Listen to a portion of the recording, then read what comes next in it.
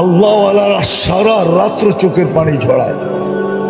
গত রমজানে তো আমি মনে করছিলাম যে এইবার ঈদ দুইটা হবে, একটা রোজার ঈদ আর একটা ফিলিস্তিনের স্বাধীনতার ঈদ।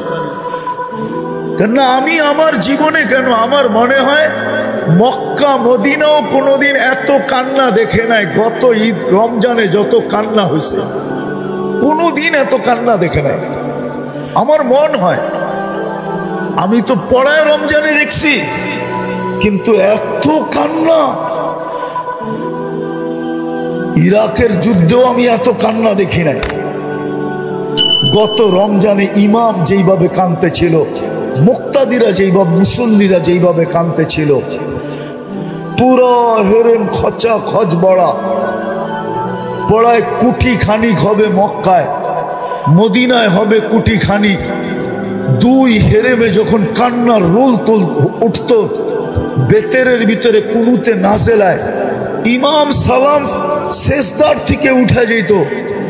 হাজারো হবে আমি দেখছি চোখে, যারা সেজদায় পড়া কান্তি আছে, কান্তি আছে, কান্তি আছে, কান্তি আছে।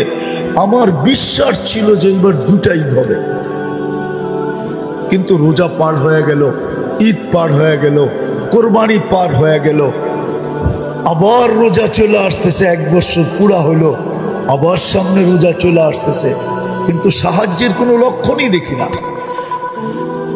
অথচ এই মুহূর্তে সাহায্যের সবচেয়ে বেশি দরকার, আল্লাহর সাহায্যের দরকার। আর আল্লাহ যদি সাহায্য করেন তাহলে আল্লাহ তো দেখায়া দিয়েছেন, ঠিক না? আমি আল্লাহ লড়লে কি হবে? আল্লাহ প্রমাণ দিছে, তুমি হাতি নিয়ে আসবা, আমি আবাবিল নিয়ে আসবো। কি হাতির সামনে আবাবিলের পার্সেন্টেজ কতটুকু জানেন? কতটুকু? হ্যাঁ, হুজুররা বলুক কতটুকু? আবাবিল আদা 6টা কদর না, কিন্তু শুধু আর ডানাগুলোই আছে, আর কিচ্ছু নাই।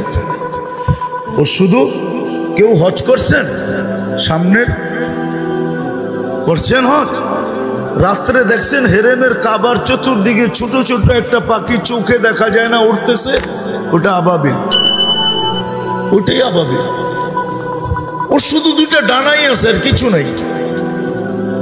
1 লক্ষ গুণ ছোট না, 1 কোটি গুণ ছোট বললেও মনে হয় মিথ্যা হবে না। হাতির থেকে 1 কোটি গুণ কি ছোট। আল্লাহ বলে, তুই হাতি নিয়ে আসছিস, আমি আবাবিল নিয়ে লড়বো। আরো একটা উদাহরণ দেখাই। ফেরাও নমরুদের রাজত্ব ছিল 800 বছর। কত? পুরো 800 বছর কোনো অপোজিশন ছিল না। মশা ঢুকার আগে 400 বছর, মশা ঢুকার পরে 400 বছর। একটাই ইতিহাসে মশা পাওয়া যায় যার 400 বছর বয়স ছিল, যেটা নমরুদের মাথার ভিতরে ঢুকছিল। বাকি সব মশা 72 ঘন্টায় মরে যায়, শুধু এটা 400 বছর, তাও ল্যাংরা। আল্লাহ পাল্লাকে সমান করতেছিলেন। যখন মশা ঢুকে নেয় তখন যে আসতো সে সেই নমরুদকে সেজদা করতে হইতো। যখন মশা ঢুকছে তো এখন যে আসতো সে আইসা আগে মাথায় জুতা দিয়ে একটা বাড়ি দিত।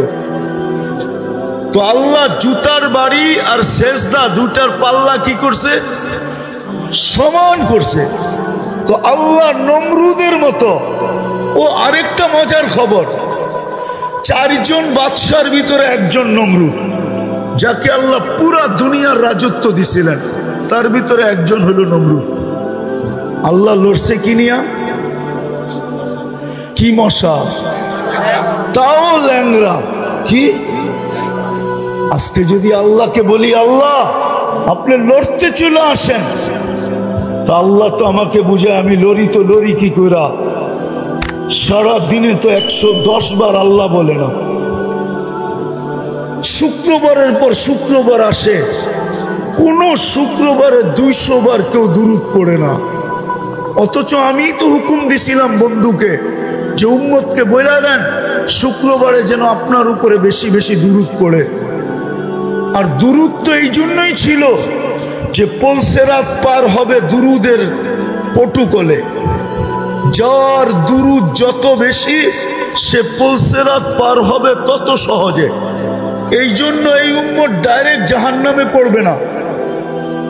জাহান্নামে যদি পিছলায়ও যায় পুলসিরাত থেকে, তো পুলসিরাত ধইরা লটকায়া থাকবে, ঝুলা থাকবে। দেখা হবে আর দুরুদ আছে কিনা। যদি দুরুদ পড়া থাকে তো দুরুদ ছুটতে ছুটতে আসবে, একে ধইরা পুলসিরাতের উপরে উঠায় দাঁড় করাবে। দুরুদ আগে পিছে ডাইনে বামে হইয়া একে পুলসিরাত পার করাবে। শুক্রবারে বলছিলেন তো দুরুদ পড়তে, দুরুদ তো পড়ে না। নবীর আদর্শ তো বাদই দিলাম, নাইলে এত টাকা কেন চুলের পিছে যুবক খরচ করবে? অধিকাংশ যুবকই তো 500 টাকার নিচে চুল কাটা হয় না। কেননা ও চুলের ডিজাইন দেখে নেটের ভিতরে পছন্দ যেটা হয় ওটাকে দেয় স্ক্রিনশট, নিয়ে যায় সেলুনে, সেলুনওয়ালা ডিজাইন দেখেই কাইতয়া পড়া যায় আর বলে এটা 500-র কমে কাটা যাবে না। কিন্তু ওর তো ডিজাইন দিলের ভিতরে ঢুকে গেছে, ও বলে 500 কেন, 1000 হইলেও কাটবো, কাট। 500 টাকা দিয়ে চুল কাটায়। মা বোনরা ফ্যাশন করে নেটে দেখা। ইসলামে কি সাজগোজ নাই? না নাই, নাই সাজগোজ। হুজুররা বলো, ইসলামে যদি সাজগোজ না থাকতো তাহলে আল্লাহর রসুল সফর থেকে ডাইরেক্ট বাড়িতে কেন আসতেন না? ওটা তো হাদিসে আছে, ডাইরেক্ট বাড়িতে আসতেন না। জিজ্ঞাসা করছে, ইয়া রসুল আল্লাহ, এতদিন পরে আসলাম, ডাইরেক্ট যায় ঢুকা যাই? আল্লাহ রসুল বলছে না, কোন অবস্থায় আছে তুমি কি জানো? হয়তো যায়া দেখবে চুল এলোমেলো, কাপড় সাপড় ময়লা শয়লা, সাজ নাই গোজ নাই। বাড়িতে তুমি ঢুকবা, লাগবো তোমার কাছে কাজের মহিলার মতো, তো তোমার মন লাগবে না। বিদায় একটু অপেক্ষা করো, বাড়িতে খবর দেখ, সেই জায়গায় যা রেডি হোক। যখন তুমি ঘরে ঢুকবে দেখতে দেরি যেন গলা লাগাইতে দেরি না হয়। মন যেন বলে গলা লাগা, মন যেন বলে বুক লাগা। আগেরটা বাদেই দিলাম, লাউড স্পিকার খোলা। ইসলাম তো সাজগোজ শিখাইছে। রাগ হয়েন না, দুনিয়া ইসলামের আগে কেউ সাজগোজ জানতো না। ইসলাম নারীকে শিখাইছে সাজগোজ কাকে বলে, ইসলাম শিখাইছে ফ্যাশন কাকে বলে। নাইলে এই হাদিস কেন বলতো আল্লাহু জামিলুন ইউহিব্বুল জামাল? আল্লাহ সুন্দর সৌন্দর্যতাকে পছন্দ করে। আল্লাহর রসুল সাহাবী রসুলকে কেন বলতো তুই এরকম চলস কেন? আল্লাহ কি তোকে কিছু দেয় না? বলছে দিছে। বলে তাইলে নেয়ামতের আসর তোর উপরে প্রকাশ পাওয়া চাই। ইসলাম তো দুনিয়াকে সাজগোজ শিখাইছে, ফ্যাশন শিখাইছে। চলেন আমার লোকে ইতিহাস নিয়ে বসেন, আমাকে দেখান ইসলামের আগে কে ফ্যাশন জানতো? দুনিয়া ফ্যাশন জানতো না। ইসলামের আগে স্বামী জানতো না স্ত্রীর হক কি। ইসলামের আগে স্ত্রী জানতো না স্বামীর কদর কি। ইসলামের আগে মা বাবা জানতো না সন্তানের মায়া মমতা কি। ইসলামের আগে জানতো না সন্তান, জানতো না বাপের কদর কত বড়, বাপ মা কি জিনিস। ইসলাম শিখাইছে বাপ মা কি জিনিস। ইসলাম শিখাইছে সদয় দৃষ্টিতে দেখতে দেরি, কবুল হজের সওয়াব মিলতে দেরি হয় না। আমি তো বলি কবুল হজ না, ইসলাম শিখাইছে সদয় দৃষ্টিতে দেখতে দেরি, জান্নাত নিজের নামে লেখায়া নিতে দেরি হয় না। আপনি বলবেন হজের সওয়াব তো লেখা আছে হাদিসে, আপনি জান্নাত কোত্থেকে পাইলেন? তাইলে আমি আরেকটা হাদিস দিয়া বুঝাই। আল্লাহর রসুল বলছে কবুল হজের সওয়াব জান্নাত ব্যতীত আর কিচ্ছু না। ইসলাম শিখাইছে। তো যেটা বুঝাইতেছিলাম আমি, যে আজকে তো সাহায্যের দরকার, কিন্তু সাহায্য আসে না কেন? কেন আসে না? একটা দিয়ে শেষ করতেছি, আসতো যদি আমরা আল্লাহর কাছে আকর্ষণের পাত্র হতাম, যদি রসুলের কাছে আকর্ষণের পাত্র হতাম। ওই 313 আল্লাহর কাছে আকর্ষণের পাত্র ছিল। 313 তলোয়ার, 3টা ছিল। একদিকে 11,000-এর উপরে, 1100-র উপরে তলোয়ার ছিল, আর এই দিকে মুসলমানদের কাছে 3টা তলোয়ার ছিল। শুধু আল্লাহর কাছে আকর্ষণের পাত্র ছিল, রসুলের কাছে আকর্ষণের পাত্র ছিল। তো আল্লাহ কোরআন নামায় বলতেছে, বন্ধু ওমা আপনি খেলবেন না, আমরা খেলবো। ওমা রমাইতা ইদ রমাইতা ওয়ালাকিন্নাল্লাহ রমা। বন্ধু আমরা খেলবো, আপনি খেলবেন না, খেলবো তো আমরা। আল্লাহকে যদি প্রশ্ন করি, রমজান মাস 70 কিলোমিটার দূরে কেন মদিনার থেকে নিয়ে আসলেন? আল্লাহ যেন আমাকে বুঝাইতে চায়। বন্ধুকে মনে হয় আল্লাহ বলছে, বন্ধু আপনি না আসলে খেলা জমবে না, আপনাকে খেলা জমানোর জন্য নিয়ে আসছি, আর দর্শক না হইলে খেলতে মজা লাগবে না। আপনাকে তো দর্শক হিসাবে আনছি, খেলছি তো আমরা। আজকেও আল্লাহ খেলতো, আজকেও আল্লাহ খেলতেন। নইলে আমার যুক্তিতে বুঝেই আসে না, আমাদের পরে কোনো উম্মত নাই না? আছে? আমাদের নবীর পরে কোনো নবী আছে?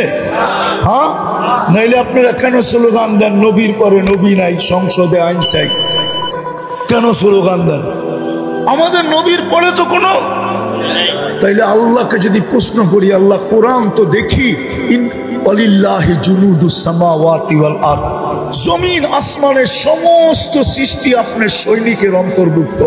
আয় আল্লাহ একটাকে হুকুম দেন না, আমাদের পরে নবীর পরে তো নবী নাই, আমাদের পরে উম্মত নাই, এই সৈনিক বসায় বসায় খাওয়াইতেছেন, কারণটা কি? পাঠান না ফিলিস্তিন, একদলকে পাঠান, একদল পাঠাইতে তো হয়। কিন্তু আল্লাহ তো আমাকে বলে আমি পাঠাই, তো পাঠাই কি করা? তরিকা বাদ দিলাম, আদর্শ বাদ দিলাম, আদর্শ বাদ দিলাম। ওরা তো ডেলি 100 বার আমাকে আল্লাহ বইলেও ডাকে না, বক্ত করে আমারটা সব। শুক্রবারে 100 বার আমার বন্ধুর দুরুদ পড়ে না। আমি তো তোমাদেরকে ইজ্জত করছিলাম বন্ধুর খাতিরে, নাহলে তোমাদেরকে এত বড় সম্মানে ভূষিত করব তো করব কেন? কুদরতি হাতে আমি তোমাদেরকে বাছাই করব তো করব কেন?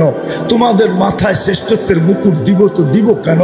কুনতুম খায়রা উম্মার ঘোষণা দিব তো দিব কেন? তোমাদেরকে আমি আমার জন্য পছন্দ করব তো করব কেন? সুহাদা আলান নাস, কিয়ামতের দিন আল্লাহ নিজের জন্য আমাদেরকে পছন্দ করছেন। আমি কেন তোমাদের জন্য, তোমাদেরকে আমার জন্য পছন্দ করব? এরা তো আমার বন্ধুর উপরে দুরূদ পড়ে না। যুবক তো নবীর স্টাইলে চুল কাটে না, মা বোনরা ফাতেমার স্টাইলে সাজে না। সব বাদেই দিয়া দিলাম।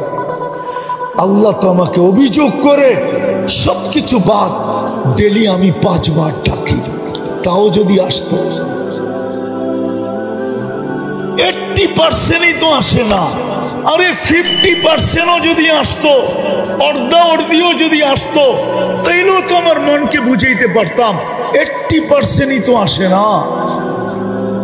ফ্যাক্টরিওয়ালা তো ফ্যাক্টরিতে নামাজে পড়ে না, মেইলওয়ালা তো মেইলে পড়ে না, বাজারওয়ালা তো বাজারে পড়ে না, হাটওয়ালা তো হাটে পড়ে না, দোকানদার তো দোকানে পড়ে না, অফিসওয়ালা তো অফিসে পড়ে না, আদালতওয়ালা তো আদালতে পড়ে না, খ্যাতওয়ালা তো খেতে পড়ে না। অথচ খেতে যদি নামাজ পড়তো, তাহলে ওর জন্য আল্লাহর মাগফিরাত, জান্নাত ওয়াজিব হইতো, ওয়াজিব, অবধারিত।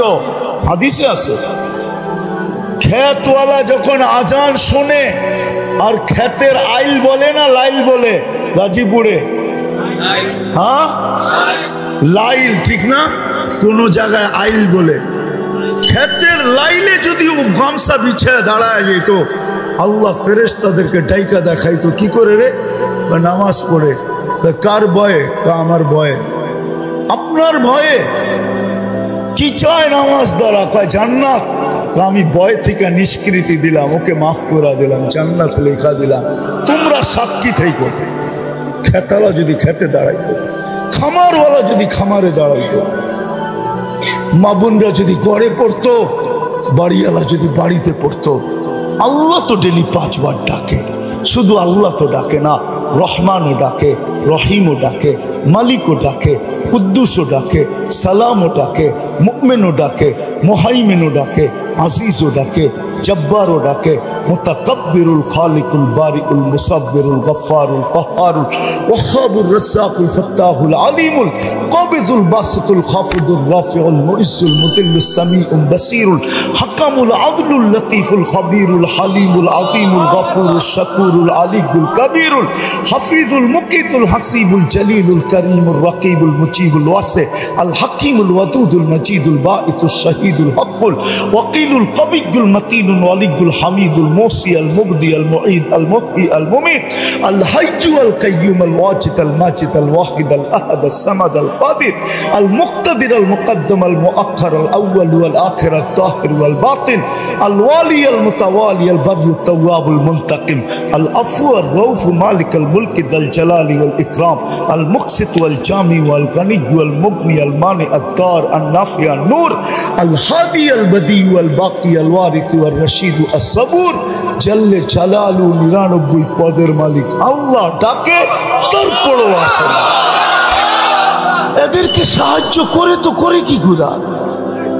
এই জন্য শেষ কথা, আসেন যদি চাই আল্লাহর কাছে আকর্ষণের পাত্র হওয়ার জন্য, যদি চাই রসুলের কাছে আকর্ষণের পাত্র হওয়ার জন্য, যদি চাই অতি সত্বর আমাদের জন্য সাহায্য নেমে আসুক, তাহলে আজকে দুইটা কাম করতে হবে মনের থেকে, 2 থেকে 3টা। পারবেন? সর্বপ্রথম মনের থেকে তওবা করতে হবে। আমি তো বলি, আপনাদের মিডিয়ার মাধ্যমে বলি, আমার বড় ব্যথা লাগে, সারা দুনিয়ার মুসলিম স্কলাররা এই কথা কেন বলে না? সারা দুনিয়ার 200 কোটি মুসলমানের জন্য একটা দিন তওবার দিন হিসাবে নির্ধারিত কেন করে না?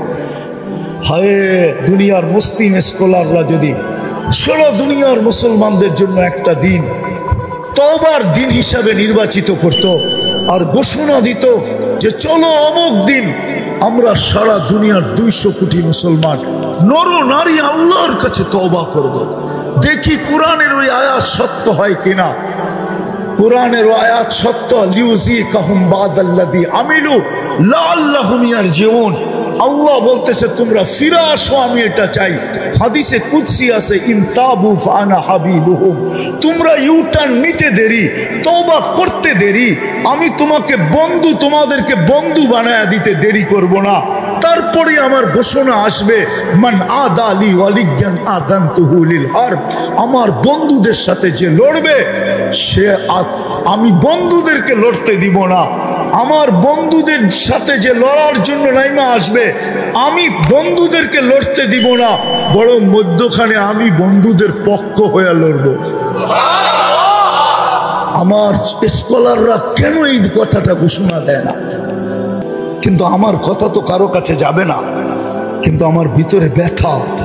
সারা দুনিয়ার মুসলিম স্কলাররা যদি একটা দিন 200 কোটি মুসলমানের জন্য নির্ধারিত করত যে অমুক দিন মুসলমান সারা দুনিয়ার আল্লাহর কাছে তওবা করবে, যে আজকে কি আল্লাহ আমাদের উপরে নারাজ হয়ে গেলেন কিনা। 1 বছরের উপরে হইল ফিলিস্তিনের মতো জমিন, যেখানে আল্লাহর খলিল শুয়ে আছে,